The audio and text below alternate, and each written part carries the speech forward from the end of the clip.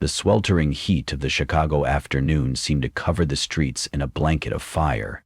The heat rising from the cement pavements created virtual flickers, making the atmosphere hazy and languid again. In the crowded column of cars, among the luxury sedans and the steamy people breathing through them, a joy of carriages moved at a slow but authoritative pace. Leading the way was Cadillac 1, a symbol of power that anyone on the street could instantly recognize. Donald Trump was inside. Trump sat in the car, his sharp eyes scanning the wide-ranging documents on the dashboard. A matter was unfolding rapidly, the tone tense about economic issues and future plans. But amid the numbers and strategies, something else caught Trump's attention. An image outside the glass, fleeting but enough to make him stop short. On the sidewalk, standing at the club amid the sweaty crowd, was a boy, about 12, skinny, face caked in road grime. He wore a silver sweater that was too big for his small frame. In his small hands was a worn sign, scrawled but clearly visible. "Please help, my mother and I need a color." Trump was not a man to be swayed. He had met thousands of people, seen every corner of life. But there was something about this boy that he could not ignore. It was not just the hunger or the misery. It was the way the boy stood there, as if he were exhausted but willing to fall, as if he knew that there was only one chance to save his mother, and he had chosen to be here, in the cold, waiting for someone to see him. "Stop the car!" Trump's voice rang out, firm but not hoarse. Immediately, Cadillac 1 slowed, then came to a stop. The cars behind it slammed on their brakes, setting off a chain reaction of surprise. In the moment of resolution, the imaginary space seemed to freeze. Passers-by stopped, drivers honked in annoyance, and some recognized whose car it was. Inside the car, advisors and security personnel were completely confused. "Sir, this area is unsafe. We should continue to divert." A security officer leaned toward Trump, his voice clear and warning, but Trump paid no attention. His eyes were still fixed on the boy outside the window. "I want to know that boy's story," Trump said, his voice low but authoritative.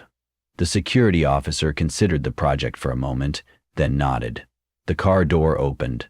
A hot wind hit Trump in the face as he stepped onto the sidewalk, but he paid it no mind. Everything around him fell silent. Passers-by turned slowly, some taking out their phones to film. If you love engaging, dramatic stories and thrilling cases, don't forget to subscribe to the channel today. Each video is a journey full of surprises, taking you into the world of unsolved mysteries. Join me in exploring, analyzing, and feeling every detail of the story. Some whispered, amazed to see one of the most powerful men in America walking toward a homeless boy. Michael. The boy holding the sign, startled. He couldn't believe his eyes when he saw Donald Trump walking toward him, his gaze steady but not intimidating. He stepped back reflexively, his blue eyes shining with something between fear and hope.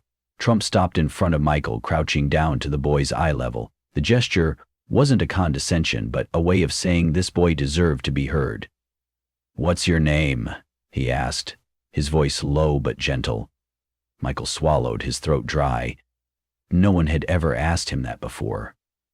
I'm Michael," he said softly. Trump nodded, as if the name made sense. "Why are you standing here?" Michael clenched the sign, his thin fingers shaking. He looked down at his feet, then took a deep breath before looking up at Trump. "My mother is sick. We lost our home.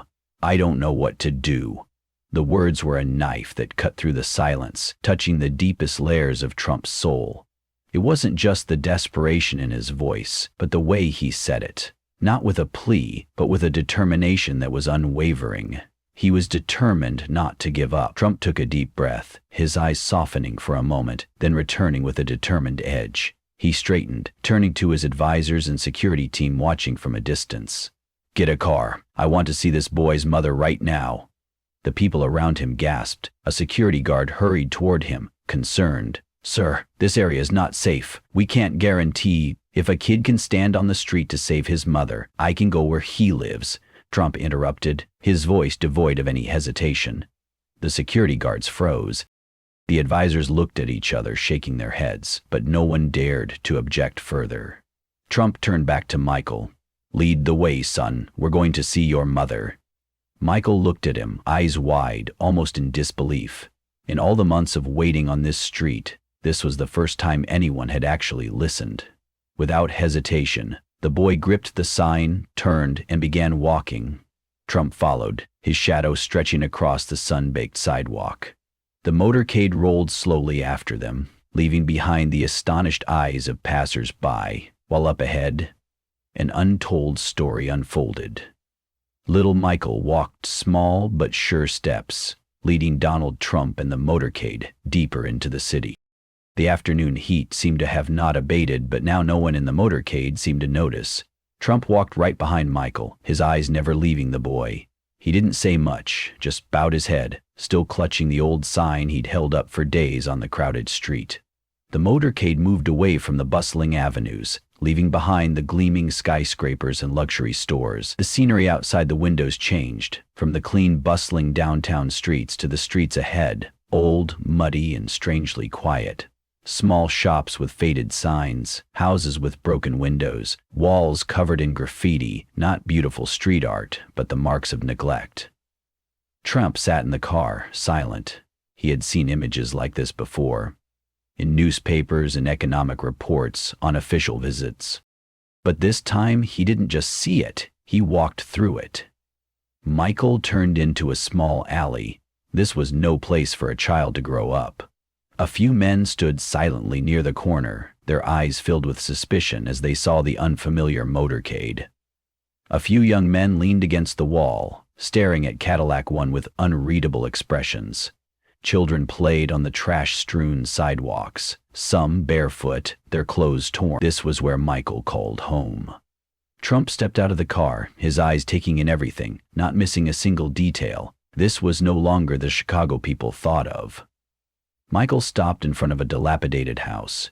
It wasn't really a house, it was a makeshift shack, patched together from old boards, cardboard, and a few rusted sheets of metal.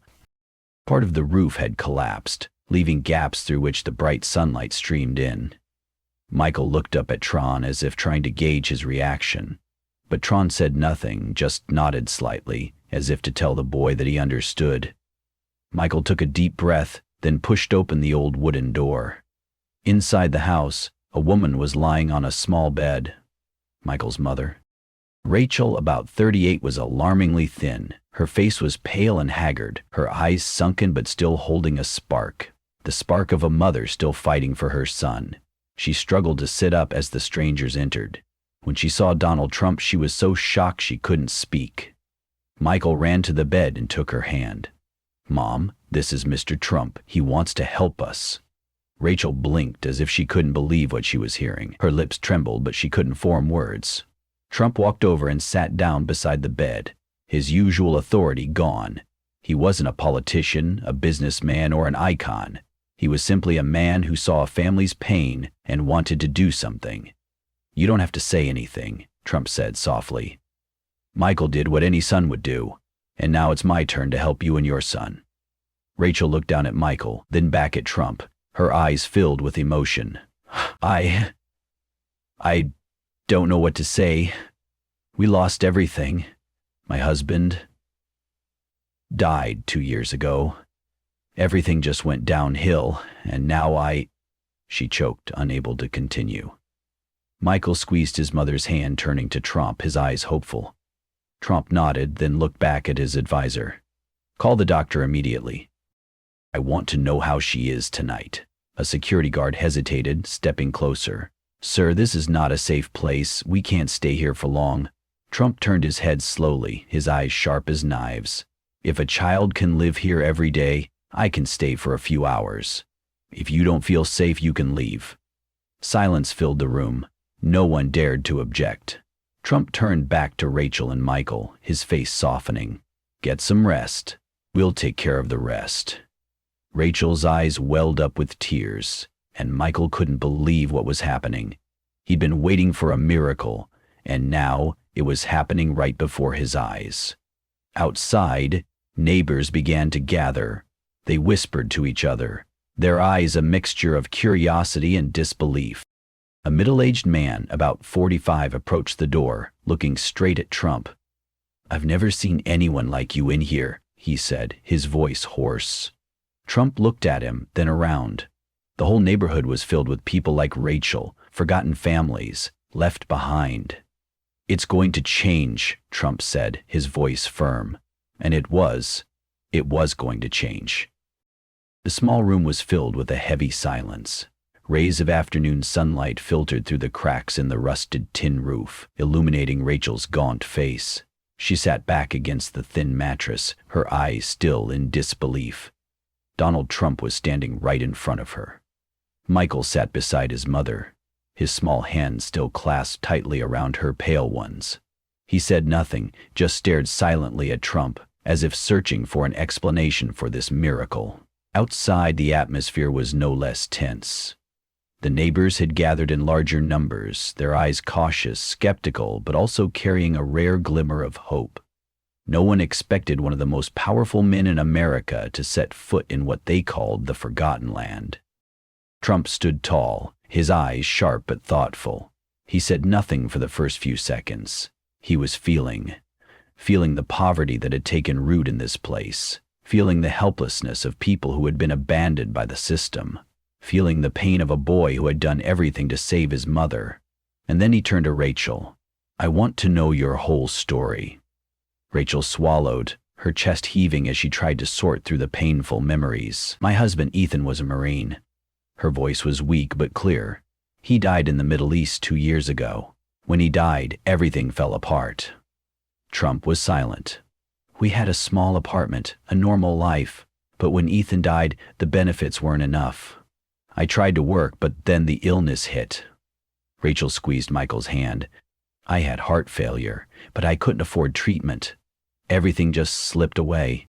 Michael bowed his head, his eyes fixed on the floor. He had seen it all, felt every pain his mother had gone through. Rachel continued, her voice shaking. "We were evicted from our apartment. No one would help us. I couldn't work, and Michael, he was so young." She turned to her son, her eyes filled with pride and pain. "And yet he kept trying. He never complained. He stood on the street every day, hoping someone would help." The room fell silent. Trump took a deep breath, turning his head toward the window, where the light was weak.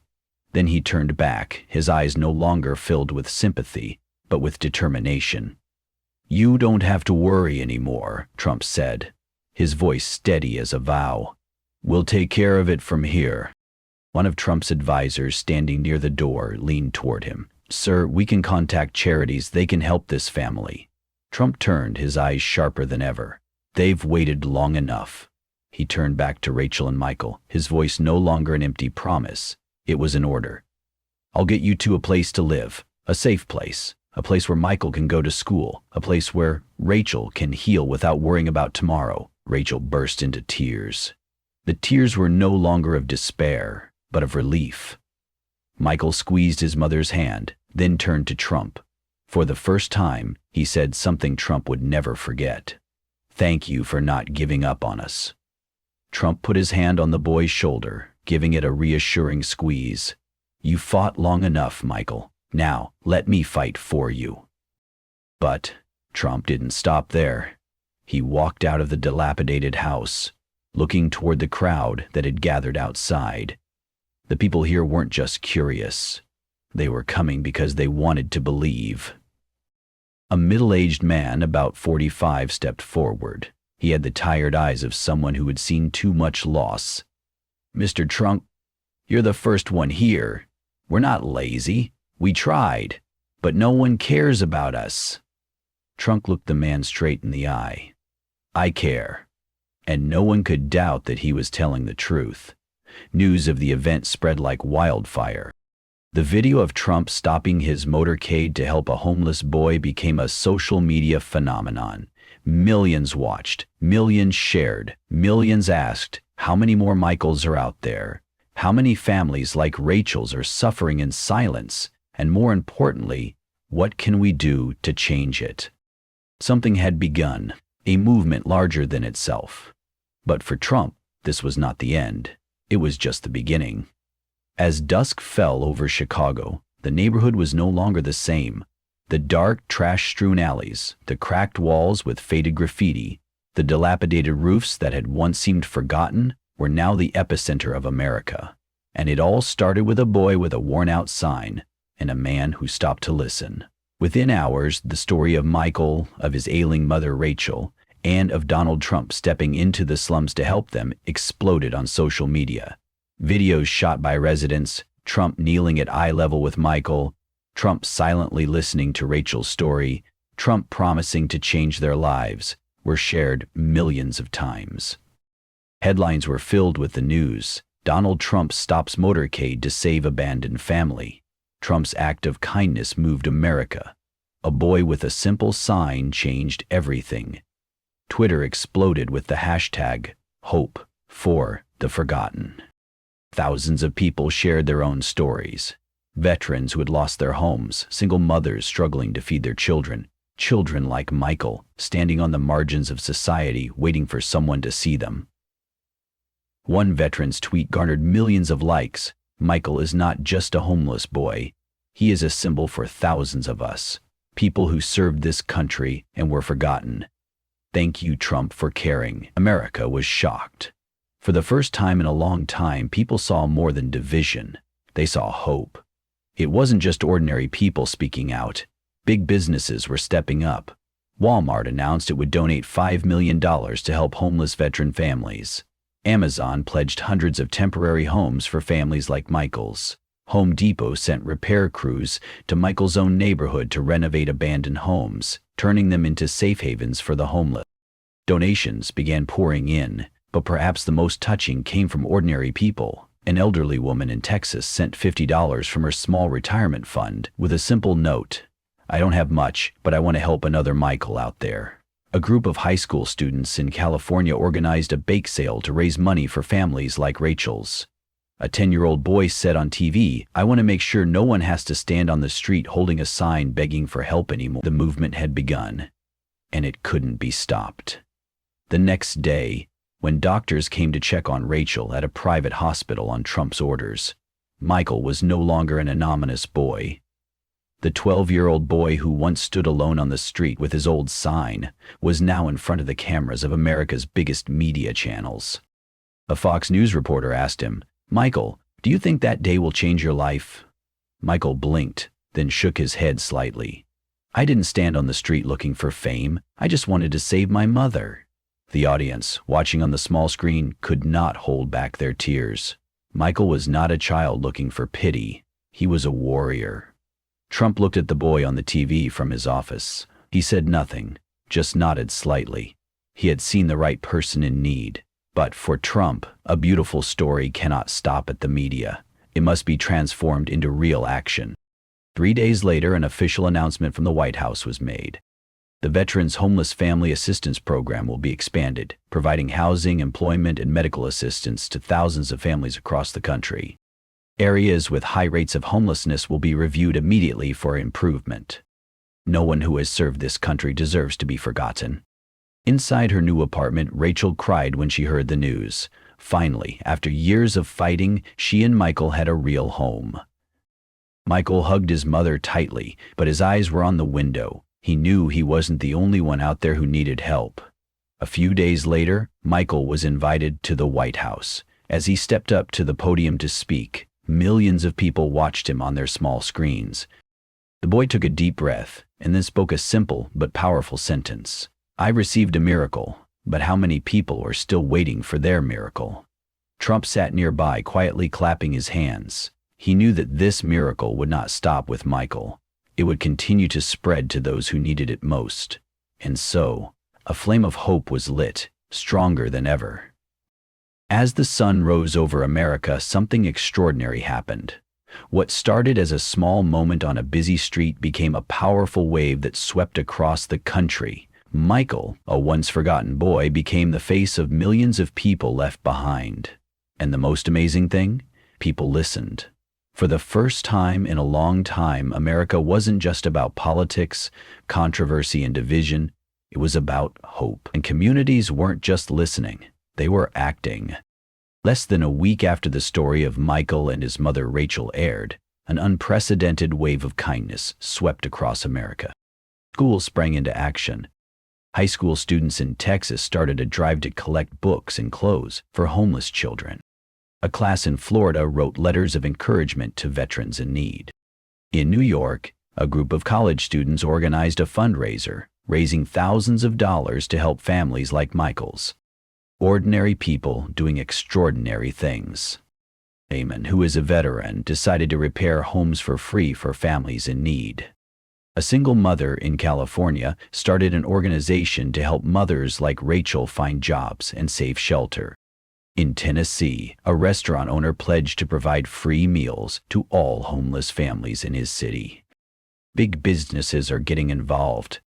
Walmart announced a $50 million fund to provide housing and food for homeless veterans. Starbucks pledged to hire 1,000 more veterans and their families. Google and Microsoft partnered to create a free training program to help people who have lost their jobs find new jobs in the tech industry. This is not just a beautiful story, this is a revolution of kindness. 3 days after Michael's story touched the hearts of millions, the White House held a special press conference. Donald Trump took the podium, his eyes filled with determination. He didn't look at the script, he didn't need it.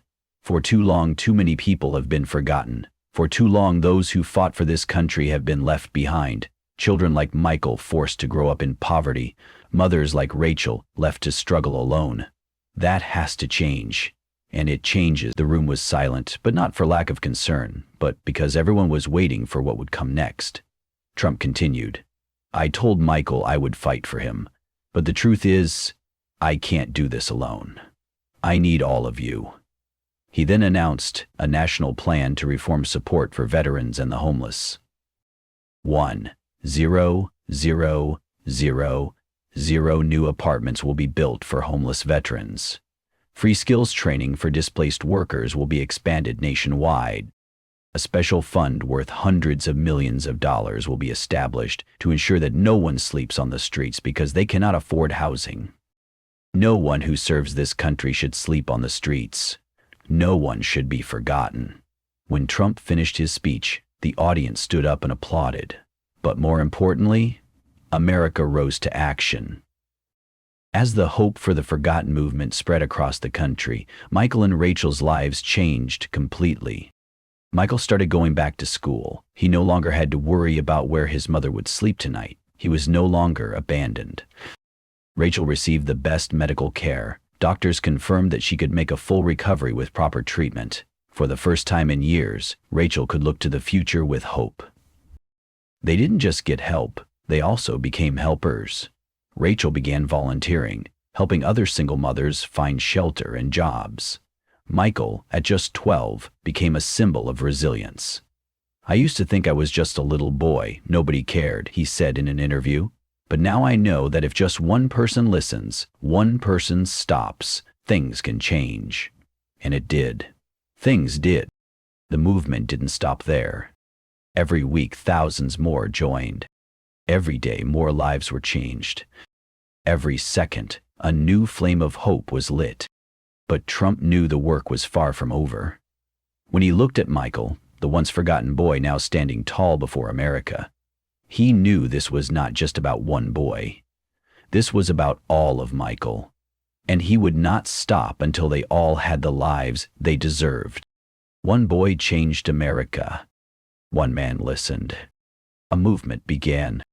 And now, we can all be a part of that change. 3 weeks after the story of Michael and Rachel exploded across America, a special ceremony was held at the White House, a ceremony that would have been unthinkable just a month ago. For the first time in history, a homeless boy stood in the East Room of the White House, the scene of decisions that had changed the fate of America. Michael was no longer the boy with the old sign on the street. Today, he was a symbol of hope. Inside the East Room, hundreds of honored guests were present, from veterans to leaders of charitable organizations to representatives of major businesses that had donated to the Hope for the Forgotten movement. The atmosphere was solemn but also filled with emotion. The great doors opened and everyone stood as Michael and Rachel entered. Rachel, who had been lying on an old bed in a dilapidated house, was now stronger and more confident than ever. Michael, dressed in a small suit, walked with pride but still maintained his characteristic humility. He held his mother's hand tightly, a reminder that this was not just about him, it was about millions like her. And waiting for them at the back of the room, standing at the podium, was Donald Trump. Trump stepped forward, looked around the room. No one spoke. No one took their eyes off him. Then he spoke. A strong, decisive voice, but with a rare warmth in it. Today, we are not honoring a politician. We are not honoring a CEO. We are honoring a boy, a mother, and millions of families across America. The room erupted in applause. Michael is not special because he was on television. He is special because he did what many others were afraid to do. He stood up, and when he stood up, America listened. I said I would fight for Michael, and I did. But now I know that this boy doesn't need anyone to fight for him, because he is changing the world in his own way. Trump's eyes flicked to Michael, and he smiled. I'm not the most important person speaking today. The most important person in this room is you. Trump took a step back, motioning for Michael to step up to the podium. Michael took a deep breath. The 12-year-old boy who had once stood on the sidewalk with a sign asking for a miracle was now standing before all of America. He looked around the room full of important people, people he couldn't have imagined meeting a few weeks ago, but instead of being afraid, he remembered why he was standing there. And then he spoke. Surely, more powerfully than anyone would have expected from a child. I never thought an old sign could change my life. The room fell silent. I never thought anyone would actually stop to listen to me. Rachel wiped the tears from her cheeks. But now, I know there are people who care. And it's not just about me. There are thousands of Michaels out there. There are thousands of mothers like my mother. Michael gripped the microphone, his voice rising with strength. I received a miracle, but I don't want to be the only one. I want to make sure everyone else gets their miracle too. The room erupted in applause. Some wiped away tears. Some just nodded silently, feeling the words in their hearts. And Trump, the most powerful man in America, rose to his feet, clapping first. After Michael's speech, Trump turned back to the podium. He looked out at the room, then at the television cameras broadcasting the event across the country. We've seen something extraordinary over the last few weeks, but I want to make one thing clear. We can't stop here. He announced a plan to expand the Hope for the Forgotten movement. The fund to support veterans and the homeless will be doubled to $500 million. Businesses pledged to create more than 1,000,000 jobs for veterans and workers impacted by poverty. The government will work with nonprofits to ensure every homeless family has a chance to find a home. Trump looked straight into the camera. We can't just be emotional, we have to act. The room stood up and applauded for minutes. The movement was no longer just a media storm. It had become an official part of America. When the ceremony ended, Michael walked out of the White House with his mother. Dozens of reporters were still waiting outside, but the boy didn't notice. He looked up at the clear blue sky. His life had changed forever. But most importantly, he knew he wasn't the only one. And with a small smile on his face, he whispered, "Now I have to help others." Trump watched from afar, nodding. He knew that Michael's story was just beginning, because hope, once lit, never dies. That fall, yellow leaves fell gently on Pennsylvania Avenue, where a momentous event was about to take place. Thousands of people gathered on the National Mall in Washington, D.C. before a new monument, a monument not to a great general or politician, but to a 12-year-old boy who changed America. Today, America celebrates not just a story, but a movement that shook the nation. In the center of the plaza, a bronze statue more than 10 feet tall rises in the golden sunlight. It depicts a boy kneeling on the sidewalk, holding an old cardboard sign that reads, "Please help, my mother and I need a miracle." In front of the boy, a tall man crouches down, reaching out, a simple yet powerful gesture. Below the statue, an inscription is carved into the marble. Sometimes, a small moment can change a generation. This is not just a statue of Michael, this is a statue of all those who have been overlooked. More than 1,000 people gathered for the inauguration. It wasn't just politicians, business people, or celebrities. It was veterans, homeless families, people who had been living in darkness but had found light. Speakers stepped forward telling their stories. People who had lost everything but now had a new start thanks to the Hope for the Forgotten movement. An elderly man, a former Marine who had been homeless for 5 years, stood at the microphone. His voice trembled. "They used to call me invisible, but today, I know I am not forgotten." A single mother who once couldn't afford to feed her children broke down in tears as she said, "I no longer have to choose between feeding my children and paying rent. I have a chance because of what started with one brave boy." And then, the most anticipated speaker took the podium. Little Michael, now 13, stood before the thousands with a small but steady smile. The skinny boy who had stood on the street with a sign hoping for a miracle had become an icon. He took the microphone, took a deep breath, and spoke. "A year ago, I was a homeless boy. Today, I stand here with a family, with a home, with a new life." The square was completely silent. But this statue is not just for me. It is for all those who have stood alone on the street, hoping that someone would stop. Today, I want to tell them, we see you. You are no longer abandoned. A thunderous applause broke out. Michael's mother, Rachel, stood below, tears streaming down her face. She was no longer the desperate woman in the dilapidated house. She had regained hope. And when Michael finished his speech, he turned to Trump, his eyes filled with gratitude, but also determination. "Mr. Trump," he said, his voice stronger than ever, "thank you for stopping." Trump looked at Michael, then put his hand on his shoulder. He smiled. "Now, kid, it's your turn to change the world." When the ceremony ended, people didn't leave right away. They stood, looking at the statue, as if they were seeing themselves in it. The Hope for the Forgotten movement is no longer a touching story. It is a legacy. Cities across America have committed to building more housing for the homeless. Veterans programs have expanded, leaving no one behind. Companies continue to offer jobs to those who have lost everything.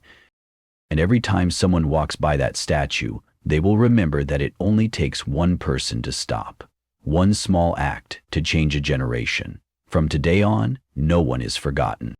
The dedication of the Hope Monument has ended, but the change does not stop there.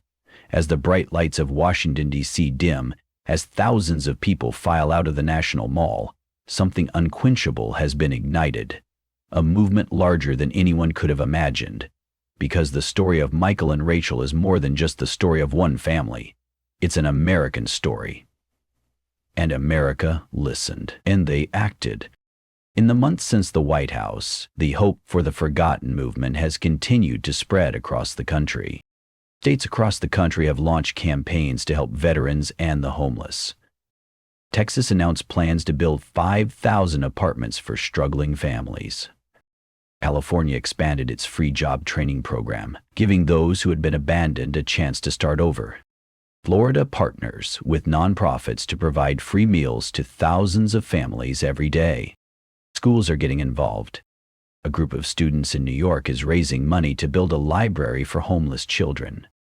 An Ohio high school has launched an Adopt a Veteran program, where students volunteer to support veterans in need in their community. Across America, thousands of kids learned an important lesson. Kindness has the power to change the world. Businesses continue to extend their support. Microsoft announces free tech training for those who have been long-term unemployed.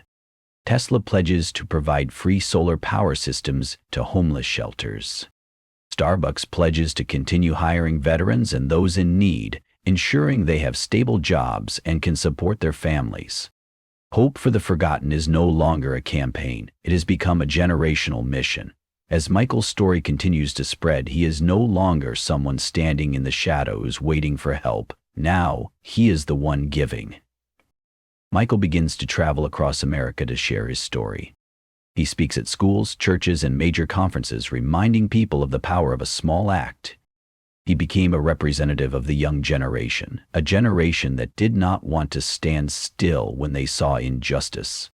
In a media interview, when asked, "Do you think one boy can change the world?" Michael smiled and replied, "I don't know if one boy can change the world. But I do know that when enough people come together, we can do the impossible." Those words not only moved America, they made them think. Because anyone can be Michael. Anyone can be the person holding the sign asking for help. But more importantly, anyone can be the person stopping to listen. As they stopped, anyone asked, "Hey." A few months after the ceremony, when asked about the Hope for the Forgotten movement, Trump didn't talk about himself. He talked about Michael. He talked about Rachel. He talked about the millions of other families who are still fighting every day to survive. "We've done a lot," he said, "but there are still a lot of people out there waiting for hope." And he knew the work wasn't done. He continues to closely monitor homeless programs. He personally oversees the implementation of housing projects for veterans. He is constantly asking for more involvement from organizations and businesses. And he always remembers one thing. This is not about politics. This is about people. If Michael can stand in the sun, holding a sign, and save his mother, then there is no reason not to act. As the sun sets over the National Mall, the statue of Michael and Trump will still stand, a reminder that hope never fails. And as the world continues to turn, there will be people who will walk by that statue, look at the bronze boy with the old sign in his hand, and ask themselves, "What can I do to help?" Because that is the real message of this story. You don't have to be a billionaire to make a difference. You don't have to be a politician to help someone. Sometimes all you have to do is stop. The story of Michael and the Hope for the Forgotten movement is more than just a touching story. It's a powerful reminder that in today's society, we can't turn our backs on those in need. None of us can change the world in a day, but each of us can make a difference in someone's life. You may not be a billionaire like Donald Trump. You may not have the money to build thousands of homes for the homeless. But you can do something, no matter how small. You can help someone in your community. You can listen to someone who needs a shoulder to cry on. You can stand up and speak up for those who are being left behind. Michael's story began with a very small act, holding a sign on the street. Trump's story began with a simple act, stopping and listening. And from that small act, a movement changed America. Too many people are forgotten in our modern world. Veterans who fought for their country and were forgotten when they came home.